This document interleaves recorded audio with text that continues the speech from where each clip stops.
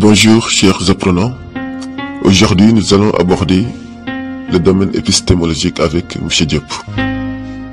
Il va commencer par nous parler des principes corporels du réel en nous parlant de la connaissance mythique, de la connaissance scientifique et du rapport entre la science et l'esprit scientifique.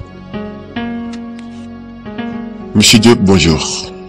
Pour commencer, qu'allez-vous nous proposer comme introduction à l'épistémologie? Oui, professeur, bonjour. Merci beaucoup de m'avoir invité aujourd'hui pour aborder l'épistémologie avec vous. L'épistémologie, c'est la partie de la philosophie qui réfléchit sur les sciences, non pas sur la vérité de leurs résultats, mais sur leur signification, sur leur sens, leur valeur au plan humain et social. On pourrait rappeler à propos le mot de François Rabelais au XVIe siècle, j'ouvre les guillemets, « Science n'est que ruine de l'âme ». Autrement dit, le savant a besoin du regard du philosophe pour apprécier ses méthodes et ses résultats. À l'origine, les sciences étaient intégrantes de la philosophie. C'est dans ce sens qu'Aristote a pu dire « La philosophie, c'est la totalité du savoir humain ». Ce propos d'Aristote peut trouver sa reconnaissance dans le mot de Hegel qui considère que la philosophie est la véritable science, dans la mesure où elle est une recherche de l'absolu, de la vérité dernière. Dans le cours de l'histoire, les sciences sont parvenues à un niveau de complexité et de spécialisation, tel qu'elles ont pu se détacher de la philosophie pour vivre une vie autonome. L'épistémologie n'est donc plus qu'une réflexion extérieure à la science, mais nécessaire à son développement au plan des valeurs humaines. La philosophie interroge la science dans ses démarches et ses procédés, dans les formes et les valeurs de ses résultats. Parlez-nous des principes corporels du réel, M. Diop. D'abord, commencez par nous parler de la connaissance mythique. Que devons-nous savoir sur la connaissance mythique? Ce qu'il faut d'abord poser, c'est que la science est avant tout une connaissance de la nature, de ses propriétés et de ses lois de fonctionnement. Cette connaissance de la nature a toujours suscité l'inquiétude de l'homme depuis les temps primordiaux.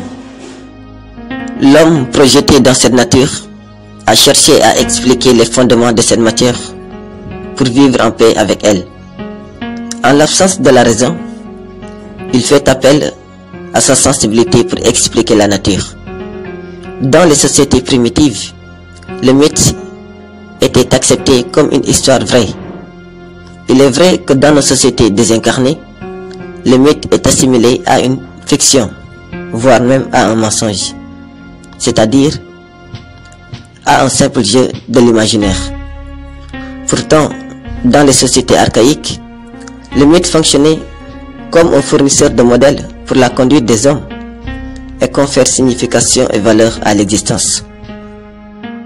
Il fonde et justifie tout le comportement et toute l'activité de l'homme. Il s'agit d'une réalité culturelle, d'une histoire sacrée qui, en relatant un événement fabuleux, permet à l'homme primitif d'entrer en relation avec le monde suprasensible, c'est-à-dire le monde surnaturel, d'avoir la connaissance des réalités immatérielles. Le mythe est une connaissance vraie dans la mesure où il permet aux sociétés primitives de vivre en intelligence avec la nature. Après la connaissance mythique, c'est quoi la connaissance scientifique, M. Diop? Quelle est la différence entre une connaissance scientifique et une connaissance mythique? La connaissance scientifique, elle est une connaissance systématique qui porte sur des réalités générales et dont les résultats sont des conclusions appuyées sur des preuves. Dans les sciences rationnelles, les preuves s'obtiennent à partir de la démonstration des hypothèses posées.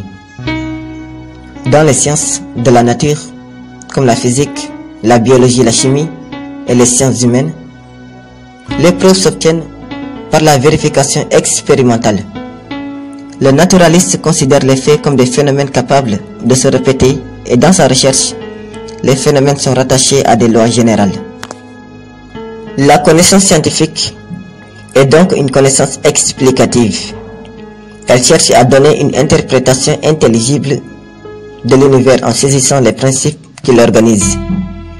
Ainsi, la science serait une conceptualisation de la nature, une spéculation désintéressée sur la réalité profonde des êtres et des choses. Pendant ce temps, la technique est tournée vers les préoccupations utilitaires. C'est le besoin de comprendre le monde et peut-être de le transformer qui fait la différence entre l'homme et l'animal. Auguste Comte met en évidence ce principe de la science lorsqu'il écrit: quels que soient les immenses services rendus à l'industrie par les théories scientifiques, nous ne devons pas oublier que les sciences ont avant tout une destinée plus directe et plus élevée, celle de satisfaire aux besoins fondamentaux qu'éprouve notre intelligence de connaître les lois des phénomènes. C'est dans ce même sens que Henri Poincaré dit: la recherche de la vérité doit être digne de notre activité. C'est la seule fin qui soit digne d'elle. Autrement dit, ce que la science cherche, c'est la vérité de la nature, son être. La science et l'esprit scientifique. Qu'est-ce qui caractérise, M. Diop, la science et l'esprit scientifique? La science est un pouvoir organisé ayant ses impératifs, ses exigences et son esprit. Ces impératifs, c'est la patience, la rigueur, la vérité scientifique. C'est ce qui fait dire à Kant: science sans patience, le supplice est sûr. À vrai dire, l'esprit humain n'est pas une donnée toute faite. Il se forme lui-même par des méthodes d'approche à mesure que la science progresse. L'esprit scientifique implique non seulement le désir de connaître, mais aussi l'assimilation de tout acquis scientifique antérieur. Chaque savant a d'abord le devoir de s'informer de l'état de la question qu'il examine. La curiosité scientifique n'est pas une curiosité ordinaire. Elle est résolument tournée vers le besoin de comprendre la complexité de la réalité. Ensuite, dès que l'objet est délimité, il faut le décomposer en éléments simples. Cette décomposition en éléments simples est appelée analyse. L'analyse est donc la mise en pièces de l'être ou de l'objet de la recherche. Ensuite, il s'agit de voir comment ces éléments sont liés les uns les autres pour en déterminer les lois de leur fonctionnement. Cette mise en commun constitue le moment de la synthèse. L'esprit scientifique est donc un esprit positif qui donne la préférence aux faits concrets à la réalité. Il part des faits et revient aux faits pour les expliquer, les clarifier, les rendre compréhensibles. Autrement dit, les conclusions ou les résultats auxquels on est parvenu doivent pouvoir être vérifiés en les appliquant à nouveau aux faits observés. En science, les vérités approximatives ne sont pas admises. C'est l'esprit critique qui est un des éléments fondamentaux de la science. L'esprit critique se met en garde contre la précipitation et se manifeste par le doute, par la suspension provisoire du jugement et par le besoin de preuves établies. Il ne faut pas avoir le sentiment que la connaissance de l'objet est épuisée, car l'esprit scientifique est un esprit de relativité. Bon, c'était ça pour ce qui est de l'épistémologie, en résumé. Merci, professeur. Merci beaucoup encore, M. Diop, vraiment pour votre disponibilité et pour toutes ces clarifications sur le domaine épistémologique. C'est toujours un privilège de vous écouter, donc on se donne rendez-vous pour un nouveau chapitre.